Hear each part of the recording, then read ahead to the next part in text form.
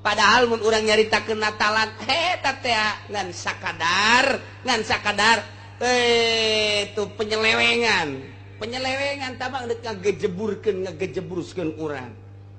Ti ditu Natal di mana tama ayana ti zaman Paus tama.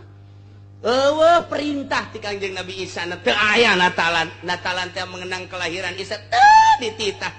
Jeung teu aya tamat ti dituna Natalan kudu dikitu-kitu andai kata endut mengenang kelahiran Isa Al-Masih teu kudu make rumbe-rumbe teu kudu. Jeung Natalanana teh moal jauh ti Islam pasti ngagungkeun ka Kangjeng Nabi Isa, pasti tahlilan, pasti maca-maca Taurat atau Injil nu asli kan geus eueuh Injil nu asli nu kuari mah.